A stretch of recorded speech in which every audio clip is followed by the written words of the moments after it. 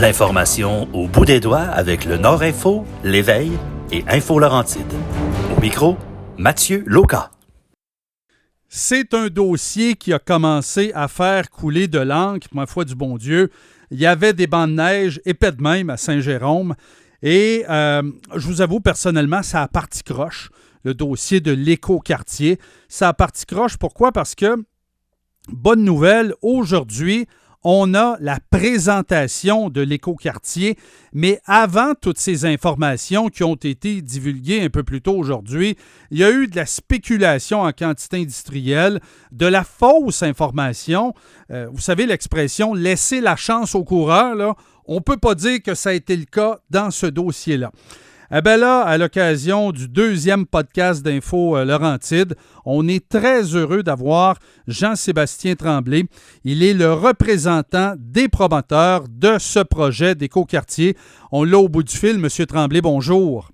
Bonjour, M. Loca. Dans un premier temps, dites-nous, là, évidemment, là, on est en podcast, là, on va voir les photos dans le journal, tout ça, là, mais comment pouvez-vous nous décrire cet écoquartier-là? À la base, l'écoquartier se veut un lieu où on veut que le bien-être soit assuré, puis la qualité de l'environnement des citoyens également. Mm-hmm. Le quartier doit être un quartier durable. Évidemment, il va y avoir également du transport, puis la gestion des milieux naturels qui seront également tous durables. Fait que ce qu'on veut, c'est réellement faire un projet qui va être qui va faire partie de son environnement, qui va être accessible pas juste aux résidents qui vont y habiter, mais également aux résidents aux riverains et aux citoyens de Saint-Jérôme. Dans le fond, les personnes qui utilisent le secteur, que ce soit les sentiers pour aller au lac Jérôme ou les autres sentiers qui vont tous être connectés à terme, vont pouvoir utiliser le projet. Ce qu'on veut, c'est réellement qu'il fasse partie de la communauté et non de faire des projets comme c'était le cas à l'époque. Là. On parle d'il y a 10-15 ans, etc. À on l'époque, veut vraiment arriver avec... Allez-y, complétez votre phrase. Non, on veut vraiment un projet qui va être selon les meilleures pratiques d'aujourd'hui. C'est pour ça qu'on veut que ce soit un écoquartier, parce que ça va englober beaucoup de pratiques qui sont différentes de ce qui a été fait par le passé dans des développements, notamment ici, mais également un peu partout ailleurs au Québec, là. Ben, la mode, vous savez, c'était on rentre dans une section, là, X hectares de terrain, on sort la galette, on rase tout ça, on fait lever des maisons, puis on plante un érable d'à peu près 3,5 pouces de diamètre devant la maison. Ça, c'était la mode. Ça a été la mode longtemps. On n'est pas dans cette zone-là ici, là. Non, absolument pas. Fait que ce qu'on veut, là, c'est vraiment, on veut vraiment être l'environnement, évidemment, tout ce côté-là, là, on peut en parler. On veut le protéger. Il y a des mesures qui vont être mises en place pour le protéger. Mm-hmm. On a au-dessus de 80% des milieux humides en place qui sont conservés. On a pour le moment, on a au-delà de 31% des milieux naturels qui sont conservés également. Mais en plus de ça, ce qu'on veut faire, c'est qu'on veut mettre des pratiques en place qui vont nous aider sur les terrains des immeubles puis des résidences, des résidents du projet. On veut mettre des pratiques en place qui vont éviter qu'on va couper plein d'arbres comme c'était le cas avant. Pensez juste à l'hydroélectricité. Quand on a les lignes électriques à l'arrière des maisons, on doit avoir 10 pieds sur le terrain de la terre jusqu'au ciel qui est libre de toute branche. Fait que ça fait en sorte souvent qu'on se rapproche grandement des balcons des résidences. Donc, on est obligé d'enlever pratiquement toutes les arbres. Fait que ça, dans l'écoquartier, ça sera plus le cas. Les services électriques, Hydro, Bell, Vidéotron vont être enfouis pour éviter qu'on aille à aller déboiser l'arrière-lot des terrains. Aussi, par rapport à ça, ce qu'on va avoir, dans le projet, on va vouloir avoir une densité qui est beaucoup plus importante pour justement préserver le plus de milieux possible. Ça veut dire quoi, la densité? En fait, le chiffre de 4000 résidences qui a été avancé par la Ville, est-ce que c'est ce que vous avez annoncé aussi? Ben, nous, ce qu'on avait fait, c'est qu'on a fait c'est un peu en fonction de la superficie du secteur à développer qui appartient aux propriétaires privés, les promoteurs que je représente. On veut atteindre un ratio de 70 habitations à l'hectare.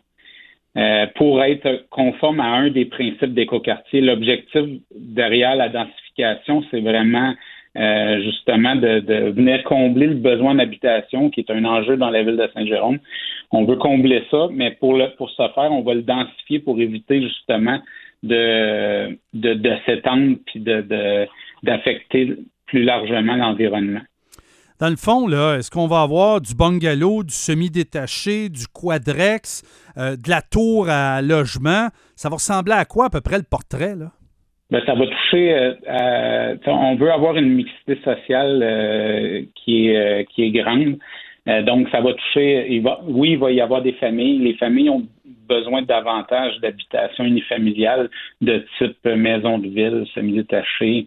Je vous dirais que ça va être un peu moins maison unifamiliale là, isolée en raison de la densité qu'on veut atteindre. Fait qu'on ça va être un petit peu difficile de se lancer là-dedans. Puis bon, on n'est pas dans un endroit, on n'est pas au centre-ville de Montréal, donc on n'ira pas faire des gratte-ciels non plus là, à Saint-Jérôme. Fait que ça va se situer entre vraiment des semi-détachés, maisons de ville, triplex, quadruplex, des multis de différentes grandeurs pour combler l'ensemble des besoins, que ce soit des diverses générations, peu importe le milieu socio-économique puis culturel.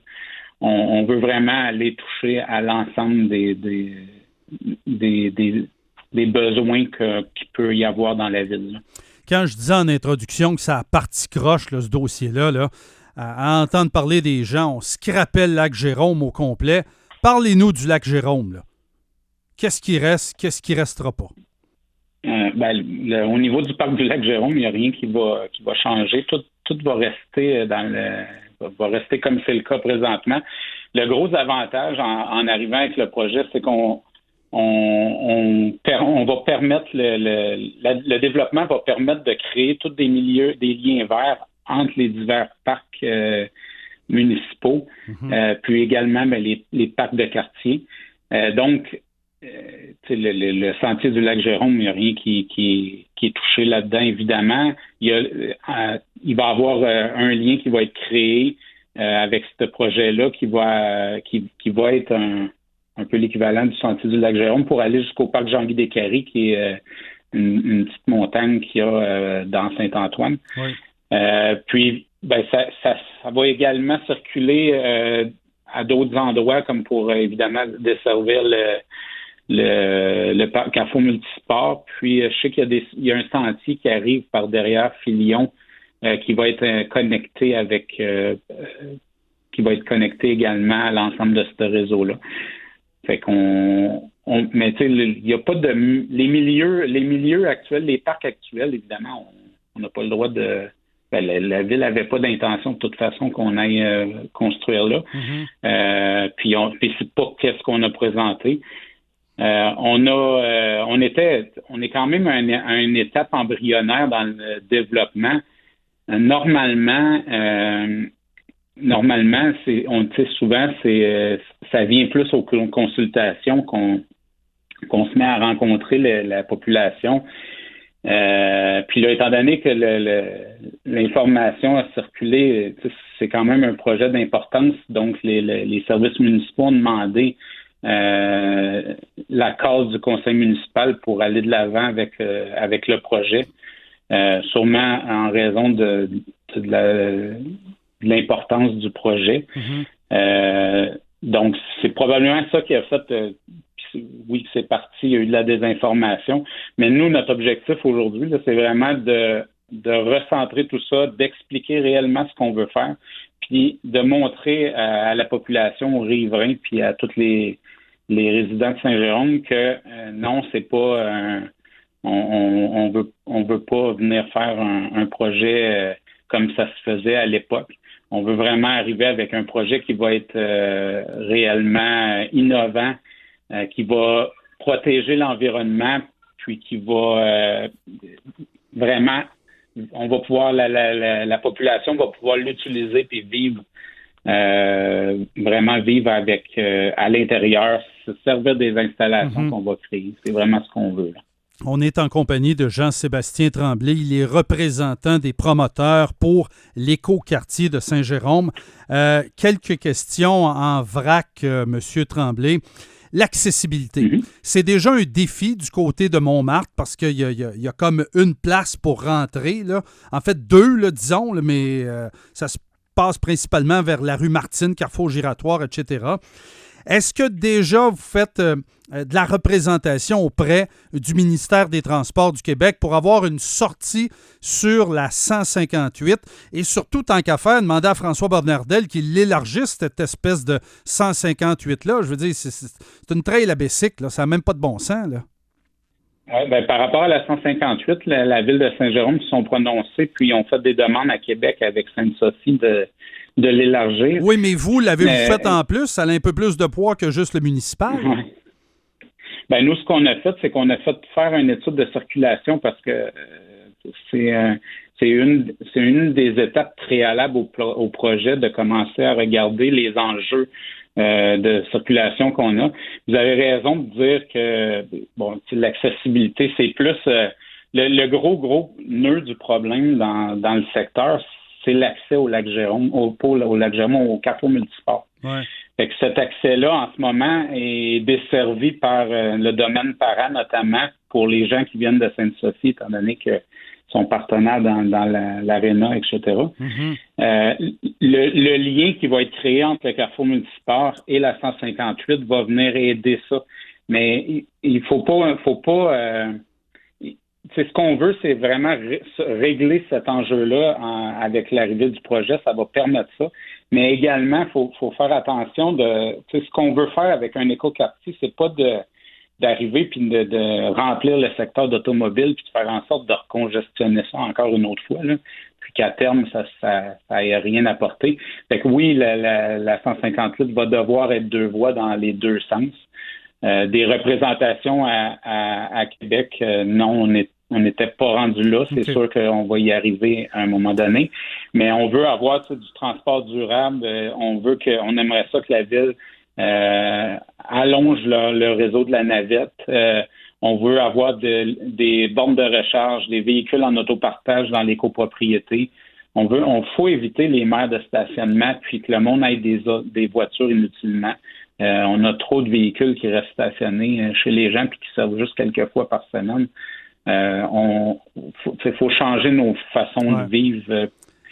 Puis, mais pour faire ça, évidemment, il faut qu'il y ait de l'offre. S'il n'y a pas d'offre, les gens y adhéreront pas, mais nous, c'est inclus dans notre projet. Bon, entre maintenant et la première personne ou le premier couple qui se fait un spaghetti dans sa cuisine, il va se passer combien de temps? Il va certainement se passer quelques années, là. Oui. 3, 4, 5 ans, 6 ans, 7 ans? Non, c'est beaucoup plus court que ça, mais c'est certainement pas avant un an. Puis une fois qu'on va avoir, une fois qu'on va, le processus, l'acceptation du projet va avoir été fait par l'ensemble de la communauté, etc.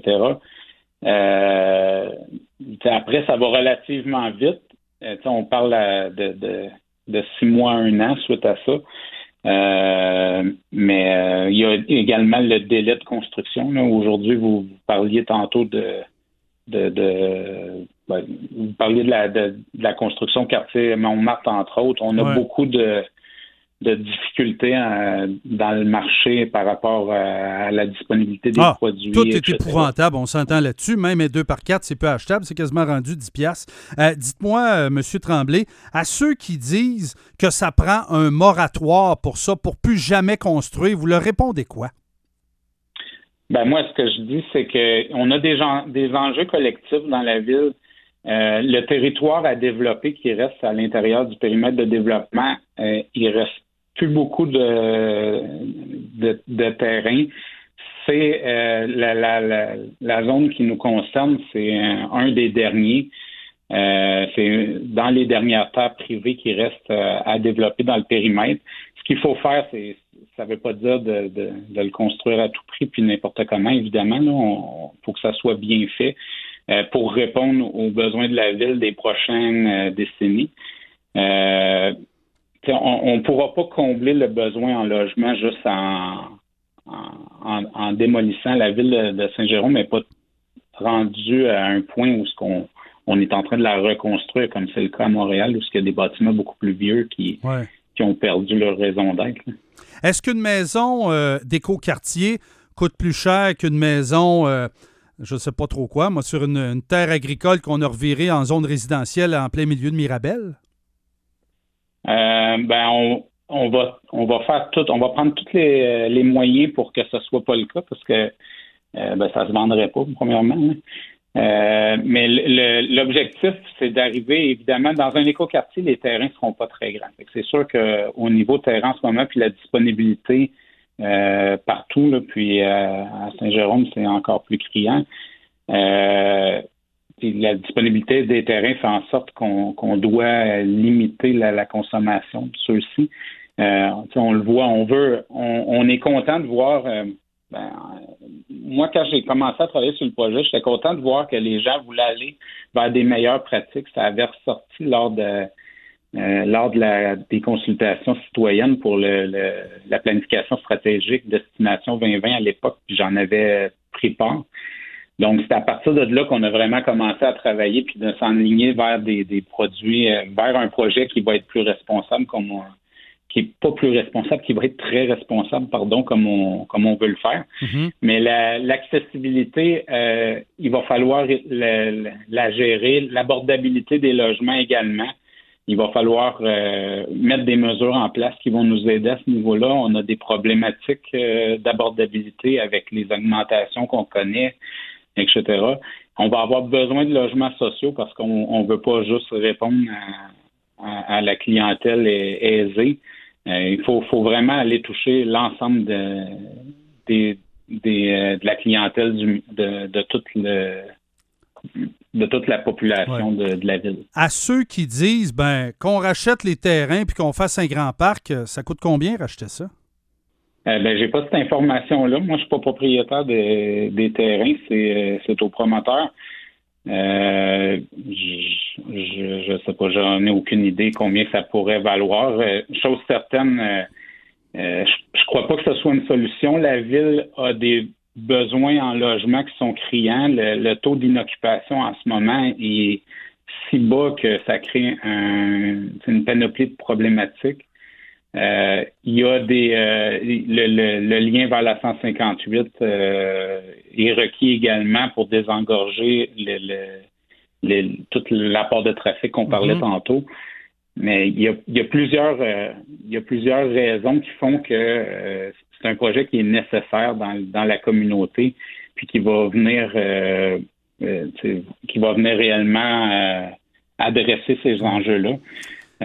Mais tout va être fait selon les meilleures pratiques pour rassurer ces personnes-là. On va travailler avec eux. S'il y a des... on a commencé à collaborer avec, entre autres, là, j'ai eu 2 discussions avec l'organisme Le Coffret de Saint-Jérôme pour justement du logement social. Faut pas attendre qu'on ait des besoins qui soient gigantesques comme on vit à Montréal pour agir, parce que sinon on sera pas capable comme société, comme population dans la ville d'adresser ce problème-là dans 10-20 ans. Il faut vraiment réagir maintenant pour que ça soit surmontable. Donc, c'est ce qu'on veut dans ce projet-là également. Puis l'abordabilité, mais il faut vraiment qu'on s'y attende, qu'on trouve des façons de faire qui vont faire que les familles vont être capables de s'acheter également des résidences. Oui.